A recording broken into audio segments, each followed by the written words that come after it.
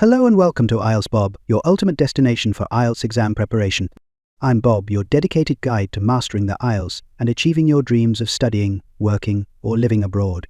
Are you overwhelmed by endless IELTS practice materials online? Don't worry, IELTS Bob has you covered. Here you'll find top-quality practice tests and expert tips to sharpen your reading skills and boost your confidence for exam day. In today's video, we'll dive into an IELTS short listening practice test with answers. Whether you're just starting your IELTS journey or striving for a perfect score, this video is tailored to help you succeed. If you find this helpful, don't forget to like, subscribe, and hit the notification bell to stay updated with the latest IELTS tips and practice materials from IELTS Bob. Let's unlock your potential and make IELTS success your reality. Are you ready? Let's get started. Section 3. You are going to listen to a radio program on sleep deprivation. Now look at the questions 21 to 25.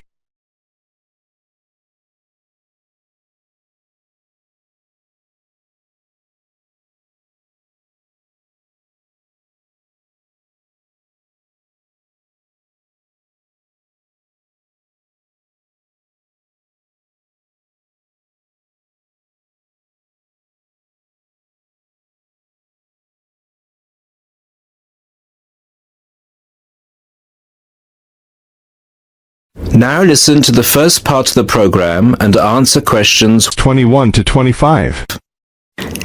With us in the studio today are Dr. Peter Collins, a senior lecturer in the Department of Psychology at the University of Chicago, and Helen Gardner, the author of the book Deep Sleep.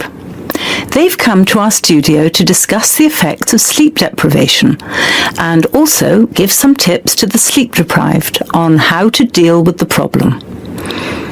Welcome to the studio, Helen and Peter. Now, Peter, what are the reasons for sleep deprivation and how can it affect our lives? Well, the research into sleep deprivation started in the late 50s and has been going on ever since. Many researchers link sleep deprivation with electricity, television and computers, which have enabled humans to work 24/7. Before electricity was invented, people's body clocks were synchronized with the sun's schedule, and the average time they spent sleeping was 8 to 9 hours a night. By 1975, that average was down to 7 hours, and today 1/3 of us sleep less than 6 hours a day. This leads to a condition called chronic sleep deprivation, which basically means going for extended periods of time with less sleep than your body needs. Chronic sleep deprivation can cause a variety of physical and psychological problems. At its most basic level, loss of sleep can make us more irritable and less efficient, and can affect long-term memory and concentration, which can result in more accidents. According to the latest research into sleep deprivation is the main reason for 3% of plane crashes, 10% of domestic accidents, 20% of accidents at work, and 45% of all traffic accidents. Research into the physical effects of chronic sleep deprivation suggests more serious and significant long-term complications. Research from my university, the University of Chicago, has shown that sleep deprivation interferes with how the human body regulates insulin and sugar metabolism, which can increase the risk of diabetes. People who are sleep deprived have weakened immune systems and are more prone to viruses and other kinds of infections. People who don't get enough sleep have cognitive problems or difficulties processing and assimilating new information. Lack of sleep affects long-term memory and slows down such abilities as judgment and reaction times. Some researchers link sleep deprivation with obesity, indicating that sleep disorders and eating disorders are often linked. Now look at the questions 26 to 30.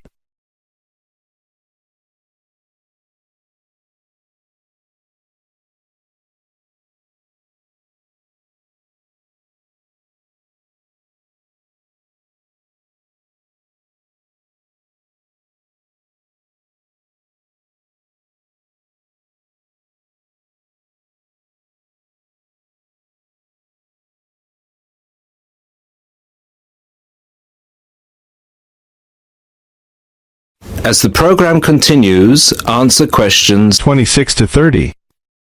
Helen, you've done a fair amount of research for your recent book on helping people deal with sleeping problems. Could you give our listeners some tips on managing their sleep? Well, if you spend several hours a night tossing and turning in bed, trying to fall asleep, you first have to find out how much sleep you need. To do so, you'll need to try and sleep 6 to 9 hours a night. Set aside 3 days for the experiment. It's best to do it on a long weekend or a holiday to ensure it doesn't get interrupted. During the experiment, you should go to bed at the same time every night and give yourself 6, 7, 8 or 9 hours of sleep. Then monitor the way you feel throughout the day to find out how many hours of sleep you need in order to feel your best. Once you find out how much sleep you need, you can work on improving the quality of your sleep. The main secret here is to allow yourself 1 or 2 hours to relax before going to bed. You may want to try and have a warm shower or bath before going to bed. Doing some quiet activities such as reading or filing can help some people relax. A warm drink in bed helps to induce sleepiness. Some people take up yoga or meditation to help them relax at night. Different techniques will work for different people, so it's best to experiment and find the one that suits you best. You should definitely avoid using technology before going to bed. Activities such as playing video games, watching TV, and others which require you to use your attention can stop you from falling asleep. Avoid eating before going to bed. A late dinner can disrupt your sleep. Not only is going to bed with a heavy stomach bad for digestion and can make you overweight, but it can also keep you awake for hours. Caffeine-rich drinks can increase your heart rate, which can stop you from falling asleep. Energy drinks also have the same effect on your body. You should avoid drinking these at night. The same goes for vigorous physical exercise, such as weightlifting or working out on a treadmill. In many cases, you can reset your body clock and make it tick for you by changing your lifestyle. If your sleep deprivation is severe, it's always best to seek professional advice and get an appointment with your doctor, who might prescribe you sleeping pills. Thank you, Helen. We'll be back after the break and we'll be answering questions we've received from our listeners. That is the end of section 3. You now have half a minute to check your answer. If you enjoyed this video or found it helpful, consider supporting the channel by buying me a coffee. There's a link in the description. You can also check out our books in the store. Thanks so much for your support. IELTS Bob.